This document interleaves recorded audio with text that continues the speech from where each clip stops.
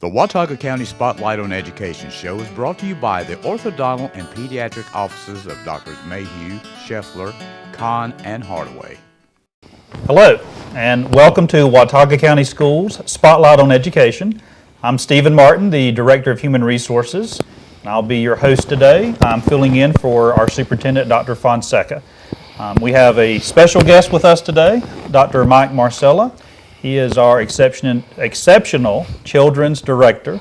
So, Dr. Marcela, take a moment and share with us, to the audience that may or may not have seen you on the show before, your path to Watauga County Schools in this current role. Okay.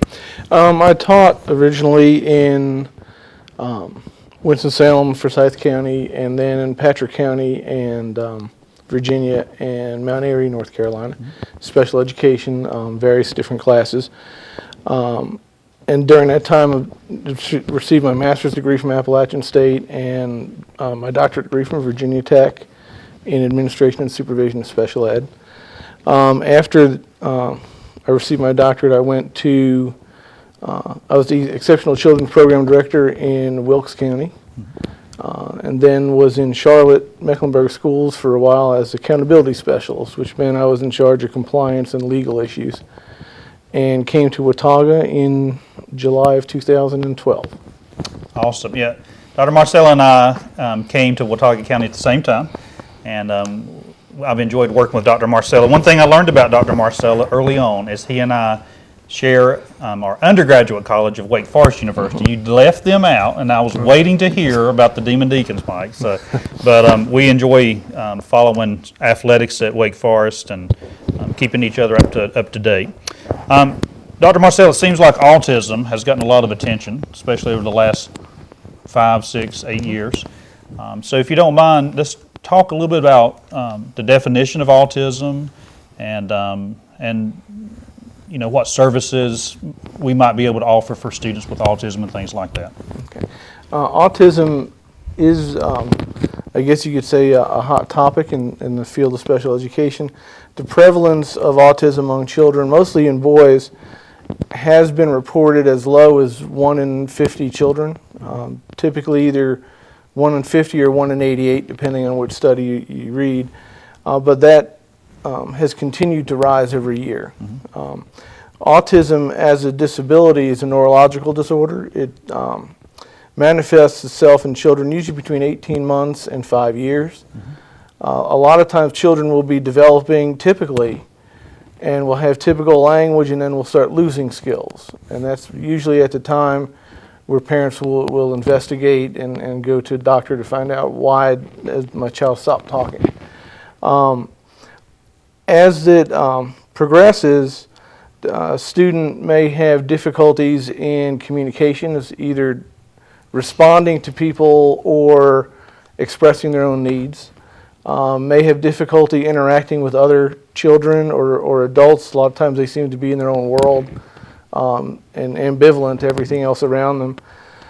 They may have what are called stereotypical behaviors. They may rock, they may blow into their hand, they may flap their hands for what we would seem no reason. We're not sure why that would happen. And they may have possible academic difficulties when they come to school. Autism generally in the past was believed to be a condition where the child didn't take in information, and so that's why they didn't respond. It's actually seen now as a disability of hypersensitivity.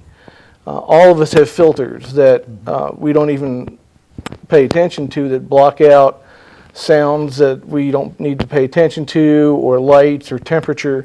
A lot of times students with autism won't have those filters, and so when they're in a classroom they hear everything louder and at the same volume, or all of this information may be coming in at one time and they can't make sense of it. And so a lot of times that creates behaviors to kind of offset their own focus and help them focus.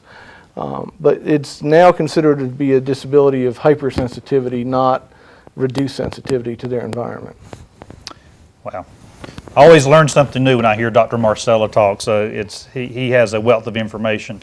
Dr. Marcela, share with us Who determines if a child has autism and how that determination is made? A parent can go to a doctor, and doctor can make a medical diagnosis. And that's helpful to the parent, it's helpful to the child. Educationally, though, we would have to go through our own initial evaluation process to see if the child qualifies under the Individuals with Disabilities Education Act as a child with autism. And that evaluation would involve a cognitive, psychological evaluation, an educational evaluation. We would take the information from the doctor. We would do autism rating scales. We do a number of things. Right. And then from that information, we would have what's called an individualized education program, or IEP meeting, and the parents involved in that as well. And we would review that data to see if, under our guidelines, if they meet the category of autism. And from there, we would, if the child didn't meet eligibility criteria, we would go ahead and initiate services. Okay. Very good. Thanks for explaining that. So, if a child does meet the criteria and is classified autistic, and you've talked about a spectrum of autism, what are some of the services that our school system would offer for those children? Autism is a spectrum disorder, and so there's a type of autism that has been called Asperger's syndrome, which is very high functioning autism. Students would be very, very bright and may have some difficulties with communication or interacting with others. We have that level of student in Watauga, and we have all the other end of the spectrum to students who have very severe autism, to the point where they need a special class. So in our county, we have overall 70 children identified as having autism.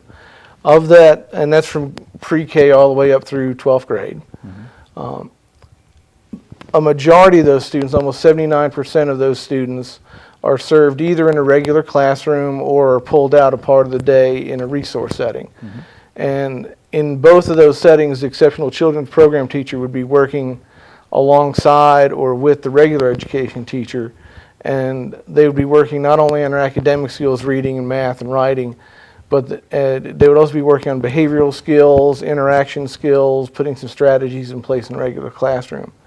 A smaller percentage of our children, about 22%, 21%, are in what we call self-contained programs. Most of those are still at the elementary level, and we have a class at Hardin Park that is a class for students with autism, specifically, and then we also have some children with autism in our other self-contained programs at Hardin Park. They're in special education all day long. Their program is very different and structured specifically for students with severe autism.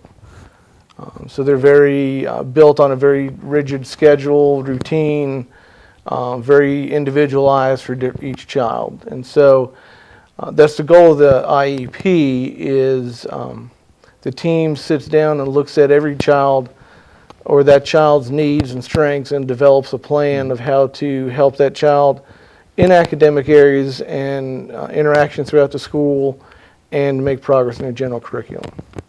Very good. So it really sounds like you said there were about 70 students in our system, and you talked about the spectrum. So depending on the needs of the students, we have a wide variety of services to meet those needs, and it's individualized based on each student. Right. In a lot of the resources you'll come across for autism, there's a kind of a recurrent quote, and that is, if you've met one child with autism, you've met one child with autism. Oh, every child is individual, and you can't really just say, every child is the same, because the disability itself lends it to being highly individualized.